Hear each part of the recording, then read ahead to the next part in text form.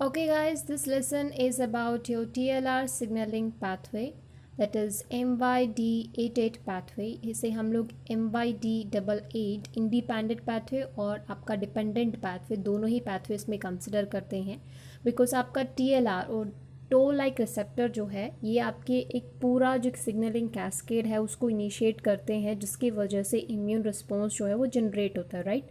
So I'm Musha Yadav and this lesson is about your TLR signaling pathway. So stay tuned guys if you wanna understand the whole concept of TLR signaling pathway. Okay. So TLR signaling pathway की जैसे हमने कहा कि ये आपका MYD88 pathway dependent भी है और इंडिपेंडेंट भी है। इसमें दो pathways होते हैं जिसके अंदर हम लोग मेजर pathway कंसिडर करते हैं, दैट इज़ MYD88 pathway। जो आपका MYD88 इंडिपेंडेंट पाथवे है उसको हम लोग कंसिडर जनरली नहीं करते हैं, बिकॉज मेजर जो pathway signalling pathway toll like receptor का वो आपका MYD88 डिपेंडेंट पाथवे है, ठीक है। जिसमें आप देखोगे कि जो आपका टोल लाइक रिसेप्टर है, बिकॉज वो रिसेप्टर है सो ये आपके प्लाज्मा मेम्ब्रेन के अंदर ट्रांस मेम्ब्रेन रिसेप्टर की तरह ये प्रेजेंट होते हैं, जिसमें उनका एक हमने पहले इसकी स्ट्रक्चर डिस्कस कर चुके हैं कि इनके अंदर एक एक्स्ट्रा सेलुलर डोमेन प्रेजेंट होता है, एक ट्रांस मेम्ब्रेन डोमेन होता है और एक इंट्रा सेलुलर डोमेन होता है, जिसमें एक्स्ट्रा सेलुलर डोमेन के पास लाइगेंड स्पेसिफिसिटी होती है कि वो पर्टिकुलर टाइप की लाइगेंड के साथ बाइंडिंग शो करेगा, इंट्रैक्ट होगा और उसके बाद यहाँ पे डाइमराइजेशन होगा, which is followed by activation of a number of adaptive proteins और we can say that number of intracellular component which will initiate further a signaling cascade and responsible for the transcription of the respective gene, or we can say that initiation of the immune response. Okay, so let's start with this lesson that is about your MYD88 pathway. So MYD88 pathway के अंदर सबसे पहली चीज़ MYD88 what it means actually। जब आप MYD88 की बात करते हो इसका मतलब है माइलो डिफ्रेंसिएशन फैक्टर 88। ओके, ये आपका माइलो डिफ्रेंसिएशन फैक्टर है जो हम लोग TLR रिसेप्टर की हम सिग्नलिंग पाथवे के अंदर हम इसको स्टडी करते हैं। So in the TLR mediated signalling pathway MYD88 IRAK and TREF6 play critical role, क्योंकि इनका बहुत ही इंपॉर्टेंट रोल होता है। बहुत सारे फैक्टर काम करते हैं जब आप कोई भी सिग्नलिंग पाथवे कंसिडर करते हो या पढ़ते हो तो, ठीक है। तो जब आप TLR सिग्नलिंग पाथवे की बात करते हो तो MYD88 IRAK यहाँ पे क्या है, that is interleukin receptor associated kinases, okay, and TREF6 और the TNF receptor associated factor, और we can say that tumour necrosis factor receptor associated factor. ये तीनों ही आपके बहुत ही इंपॉर्टेंट रोल प्ले करते हैं जब आप MYD88 पाथवे की बात करते हो, TLR सिग्नलिंग पाथवे की बात करते हो, ठीक है।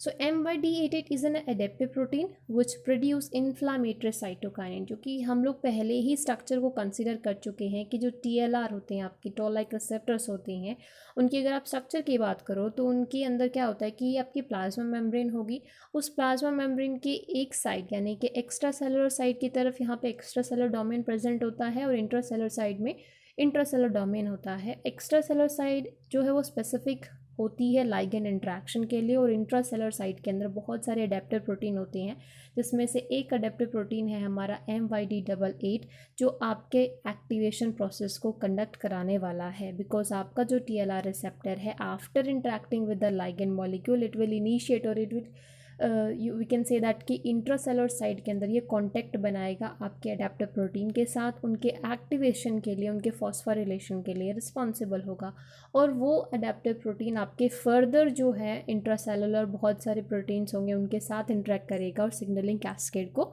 इनिशिएट करेगा। सो हम TLR रिसेप्टर की सिग्नलिंग पाथवे की बात करें तो उसके अंदर आपका MYD88 जो है या MYD88 जो है ये आपका अडेप्टिव प्रोटीन है जो इन्फ्लामेटरी साइटोकाइन के प्रोडक्शन के लिए रिस्पॉन्सिबल होता है। इन्फ्लामेटरी साइटोकाइंस एक्चुअली क्या होते हैं, ये आपके इम्यून रिस्पॉन्स को जनरेट करते हैं इन्फ्लामेशन के लिए, और साइटोकाइंस का फंक्शन तो आपको पता ही है कि आपके साइटोकाइंस जो हैं वो माइक्रोब्स को रिमूव करने में बहुत इंपॉर्टेंट रोल प्ले करते हैं, जिसमें आप कीमोकाइंस को भी स्टडी करते हो, इंटरल्यूकिन्स को भी स्टडी करते हो ना, बहुत सारे डिफरेंट टाइप के आपके साइटोकाइंस होते हैं। So they are 4 IRAK family members. IRAK मैंने अभी आपको बताया इंटरल्यूकिन रिसेप्टर एसोसिएटेड काइनेज, जैसे कि हमने पहले भी बोला था कि जो आपके टोल लाइक रिसेप्टर्स होते हैं उनकी structural composition just like your interleukin family की तरह होती है। दैट्स वाई हम लोगों ने toll like receptor slash interleukin family के नाम से भी हम उनको टर्म करते हैं, उनको कंसिडर करते हैं। तो सेम अगर आप बात करते हो यहाँ पे अडेप्टर प्रोटीन के अलावा जो हमारे प्रोटीन्स इंटरसेलुलर प्रोटीन है जो TLR सिग्नलिंग के अंदर इन्वॉल्व है, उसके अंदर IRA की हमारा एक ऐसा प्रोटीन है या ऐसा काइनेज है, एक एंजाइम है जो इंटरेक्ट करने वाला है MYD88 के साथ, ठीक है, ओके। और इसके अंदर भी आपके 4 मेंबर होते हैं, IRA की 1, IRA की 2, IRA की M एंड IRA के 4, ओके। IRA के 4 deficient mice show almost no inflammatory responses to LPS or the lipopolysaccharide peptidoglycans, double-stranded RNA and CpG DNA, indicating that it is an important link in the pathway. ये आपका एक test conduct किया गया था एक माइस के ऊपर, जिसमें ये ऑब्जर्व किया गया था कि अगर आप किसी माइस के अंदर IRA के यानी कि इंटरल्यूकिन रिसेप्टर एसोसिएटेड काइनेज की डेफिशिएंसी रखते हो तो आपको वहाँ पे क्या देखने को मिलता है कि उस पर्टिकुलर माइस के अंदर आपको इन्फ्लामेटरी रिस्पॉन्सेज नहीं मिलेंगे, जो इस चीज़ को इंश्योर करता है कि इन काइनेजेस का, इंटरल्यूकिन रिसेप्टर एसोसिएटेड काइनेजेस का आपके TLR सिग्नलिंग पाथवे में इन्फ्लामेटरी रिस्पॉन्स की जनरेशन में बहुत इंपॉर्टेंट रोल है, okay. Ligation of a TLR promote dimerization and result in the recruitment of MYD88 which contain 2 dominant C-terminal toll homology and N-terminal death domain, okay. आप देखते हो कि just like आप RTK पढ़ते हो, आप रिसेप्टर टायरोसिन काइनेज पढ़ते हो, तो उसमें भी आपने देखा होगा कि लाइगेंड को रिसीव करने के बाद वहाँ पे नेक्स्ट स्टेप होता है, वो होता है डाइमराइजेशन, यानी कि 2 रिसेप्टर जो है वो एक दूसरे के साथ डाइमर की फॉर्मेशन कर लेते हैं, वहाँ पे क्रॉस डाइमर की फॉर्मेशन होती है। लेकिन जब आप TLR फैमिली की बात करते हो तो यहाँ पे भी आपके जो रिसेप्टर है, TLR रिसेप्टर जो है वो after interacting with the ligand molecule they will get to form a dimerization, वहाँ पे वो करेंगे, डाइमर की फॉर्मेशन करेंगे। जैसे ही डाइमर की फॉर्मेशन करेंगे वैसे ही वो इंट्रासेलुलर साइड की तरफ MYD88 के साथ इंटरेक्ट करते हैं। और MYD88 की अगर आप स्ट्रक्चरल कंपोजिशन की बात करो तो उसके C टर्मिनल एंड के ऊपर वहाँ पे आपकी टोल होमोलॉजी प्रेजेंट होती है, यानी कि टोल लाइक रिसेप्टर की तरह वो कुछ उसकी होमोलॉजी है, मतलब उसका जो ओरिजिन है वो उस फैमिली से हुआ है। और दूसरी चीज़ N-terminal के ऊपर एक डेथ डोमेन प्रेजेंट होता है, ठीक है। Moving to the next slide, जिसके अंदर मैंने एक पूरा आपको पाथवे समझाया है कि किस तरीके से आपका toll like receptor signalling pathway काम करता है। सबसे पहला स्टेप इसमें क्या होगा कि लाइगेंड आपके टोल लाइक रिसेप्टर के ऊपर आके बाइंड करेगा और वहाँ पे आपकी डाइमराइजेशन प्रोसेस कंडक्ट होगी, जिसकी वजह से MYD88 जो कि हमारा एक एडेप्टर प्रोटीन है उसकी रिक्रूटमेंट होगी toward the intracellular side of the toll like receptor, okay. ये आपका फर्स्ट स्टेप हो गया, जिसमें सबसे पहले क्या हुआ, interaction of ligand to the receptor. After the interaction they will result in the formation of dimerization. Dimerization के बाद यहाँ पे क्या होगा, recruitment of the adapter protein that is MYD88, okay, which have 2 domain, one end is C-terminal and one end is N-terminal, and N-terminal and consist of death domain, okay। Next step क्या होगा इसमें, IRAK is activated by autophosphorylation. MYD88 जो है वो interaction करने के बाद phosphorylate करेगा IRAK interleukin receptor associated kinases को। यहाँ पे ऑटोफॉस्फोरिलेशन हो रहा है क्योंकि यहाँ पे आपका जो MYD88 है टाइमर के साथ इंटरेक्ट करेगा, जिसकी वजह से IRA का ऑटोफॉस्फोरिलेशन होगा।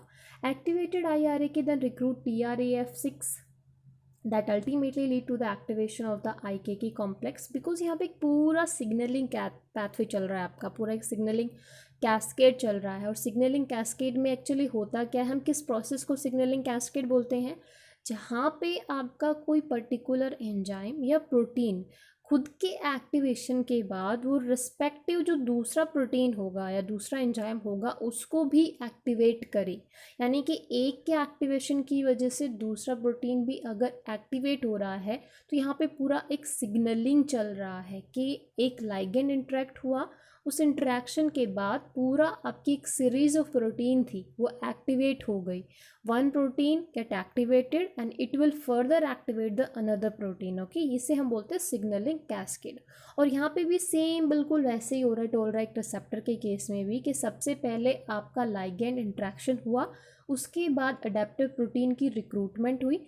अडेप्टिव प्रोटीन की रिक्रूटमेंट के जस्ट बाद आपके जो प्रोटीन्स हैं, जो एंजाइम्स हैं, उनका एक्टिवेशन जो है वो स्टार्ट हो गया है, कैस्केड जो है वो स्टार्ट हुआ, जिसमें सबसे पहले आपका IRAK ऑटोफॉस्फाइरिलेशन कराएगा। ऑटोफॉस्फाइरिलेशन के बाद वो एक्टिवेट करेगा TRAF6 प्रोटीन को, ठीक है, जिसका हमने पहले बताया tumour necrosis factor receptor associated factor. इस प्रोटीन के एक्टिवेशन के आपका जो प्रोटीन एक्टिवेट होने वाला है दैट इज IKK, जिसे हम लोग I kappa B kinase complex भी बोलते हैं, ठीक है। After the activation of IKK complex, the oligomerization of TRAF6 activate TAK1, a member of the MAP3 kinase family, and this lead to the activation of the IKB काइनेसेस, ठीक है। इसमें पूरा आपका एक सिग्नलिंग कैस्केड आपका चल रहा है, ठीक है। हम इसे एक इमेज की हेल्प से भी देखेंगे कि किस तरीके से आपका पूरा फ्लो काम कर रहा है, कि MYD88 ने IRAK का ऑटोफॉस्फोरिलेशन कराया, जिसकी वजह से आपका जो TRAF6 फैक्टर है वो इनिशिएट हुआ, वो एक्टिवेट हुआ। उसके एक्टिवेशन के बाद आपकी IKK कॉम्प्लेक्स एक्टिवेट हुई, then further activation of TAK1। Okay, TAK1 होता है हमारा TGF बीटा एसोसिएटेड काइनेसेस। ये टर्मिनोलॉजी आप याद कर सकते हो, जो आपको पूरा जो ये सिग्नलिंग पाथवे है उसको अंडरस्टैंड करने में हेल्प करेगा, ठीक है। These kinases in turn phosphorylate IKB leading to its proteolytic degradation and the translocate of NF-kB to the nucleus. Okay, so MYD88 अगर इंडिपेंडेंट पाथवे की बात करें, अभी जो हमने पूरा पाथवे देखा, ये जो पूरी सीरीज देखी, ये थी हमारी MYD डिपेंडेंट पाथवे था ये हमारा, ठीक है। लेकिन जब हम toll like receptor signalling pathway की बात करते हैं तो वो दोनों तरीके से होता है, MYD88 adaptive protein dependent pathway और इंडिपेंडेंट पाथवे। डिपेंडेंट पाथवे के अंदर पूरा जो एक्टिवेशन हो रहा है वो MYD88 की रिक्रूटमेंट के ऊपर ही डिपेंड कर रहा है, क्योंकि MYD88 की रिक्रूटमेंट नहीं होगी तो फर्दर जो सिग्नलिंग कैस्केड चल रहा था, जो फर्दर आपके प्रोटीन्स का एक्टिवेशन हो रहा था, वो पूरा कंडक्ट नहीं हो पाएगा, ठीक है। लेकिन जब हम MYD88 इंडिपेंडेंट पाथवे की बात करते हैं तो इसमें क्या होगा कि MYD88 independent activation of the LPS TLR4 signalling pathway is evident in several aspect. बहुत सारे ऐसे हमने देखे हैं, मतलब केसेस देखे हैं जिनके अंदर हमने ऑब्जर्व किया है कि जो LPS है, LPS एक लाइगेंड है जो स्पेसिफिकली आपके टोल लाइक रिसेप्टर 4 के ऊपर ही जाके बाइंड करता है। तो इस इंटरेक्शन के बाद पूरा जो सिग्नलिंग कैस्केड है वो even in the absence of MYD88 pathway, मतलब MYD88 अडेप्टर प्रोटीन की एब्सेंस के अंदर भी पूरा आपका सिग्नलिंग कैस्केड प्रोसीड हो रहा है। Dendritic cells from MYD88 deficient but not from TLR4 deficient might show functional maturation in response to LPS. In short हम लोग ये बोल सकते हैं कि आपका जो MYD88 pathway है वो भी ऑब्जर्व किया जाता है मैक्सिमम केसेस के अंदर, लेकिन कुछ एक केसेस ऐसे भी हैं जहाँ पे आपका टोल लाइक रिसेप्टर 4 जो है वो in the absence of MYD88 pathway की एब्सेंस के अंदर भी काम करता है, या हम कहें कि इम्यून रिस्पॉन्स को इनिशिएट करता है, right. Okay, so this is an image which is showing the complete signaling pathway of the toll-like receptor signaling pathway. Basically it is MYD88 independent pathway. Okay, so you can see that कि यहाँ पे आपको देखो, यहाँ पे देखने को मिलेगा ये आपका एक सिंगल रिसेप्टर प्रेजेंट है। ये रिसेप्टर जैसे ही लाइगेंड के साथ यहाँ पे देखिए एक्टिवेट होगा, रिसेप्टर के साथ इंट्रैक्ट करेगा, लाइगेंड के साथ इंट्रैक्ट करेगा, ये एक्टिवेट होगा। एक्टिवेशन के बाद ये MYD88 जो हमारा एडेप्टिव प्रोटीन है उसको एक्टिवेट करेगा, उसकी रिक्रूटमेंट कराएगा। उसके बाद वो ऑटोफॉस्फाइरिलेट करेगा आपके TRAF फैक्टर को, then further respective IRAK family और आपके TAK फैमिली, IKK फैमिली जो फर्दर प्रोटीन्स हैं उन फैमिलीज़ की फर्दर प्रोटीन्स को एक्टिवेट करके इन द लास्ट हमारा ये न्यूक्लियर मेम्ब्रेन है, उस न्यूक्लियस के अंदर आपके NF-kB फैक्टर, जिसको हम लोग न्यूक्लियर फैक्टर KB भी बोलते हैं, इसको एक्टिवेट कराएगा, जो जाके आपके रिस्पेक्टिव DNA सेगमेंट पर ट्रांसक्रिप्शन कंडक्ट कराता है, जिसकी वजह से बहुत सारे साइटोकाइंस और कीमोकाइंस का प्रोडक्शन होता है, जो आपकी सेल, जो डेंड्रिटिक सेल्स हैं, जो मैक्रोफेज सेल है, जिनके सरफेस के ऊपर टोल लाइक रिसेप्टर प्रेजेंट है वो सेल आपकी फिर कीमोकाइन और साइटोकाइन को प्रोड्यूस करेंगी, ताकि वो कीमोकाइन और साइटोकाइन जाके दूसरी जो नेबरिंग सेल है, जो इम्यून सेल्स है, उनको इनिशिएट कर सके, इम्यून रिस्पॉन्स को जनरेट कर सके। ठीक है, ओके गाइस, ये टर्मिनोलॉजी है जो मैंने पूरा आपका जो सिग्नलिंग पाथवे उसके अंदर यूज़ की है। तो आप यहाँ से उस चीज़ को देख सकते हो, कंसिडर कर सकते हो कि किस तरीके से मैंने कौन सी टर्मिनोलॉजी को आपके यहाँ पे यूज़ किया है। ये एक और इमेज है जो आपके पूरा TLR सिग्नलिंग पाथवे को रिप्रेजेंट कर रही है। You can see that and you can understand the whole concept from here. You can see that यहाँ पे आपको देखो, ये देखने को मिल रहा है कि यहाँ पे डाइमर की फॉर्मेशन हो रही है। उस डाइमर की फॉर्मेशन के बाद MYD88 की रिक्रूटमेंट हुई। उसके बाद आपकी IRA के फैमिली जो है उसकी प्रोटीन्स का एक्टिवेशन हुआ। उसके एक्टिवेशन के बाद आपका TRAF6 जो प्रोटीन है उसका एक्टिवेशन हुआ।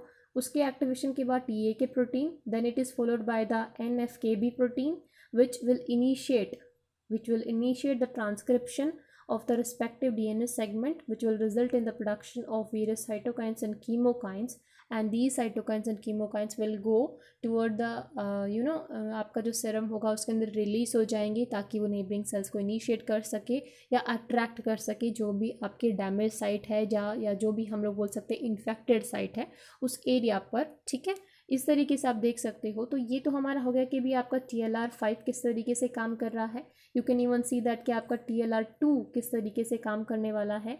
You can also see your TLR4 signaling pathway, as well as you can also see from here that how your TLR7, 8 and 9 also initiate the signaling pathway.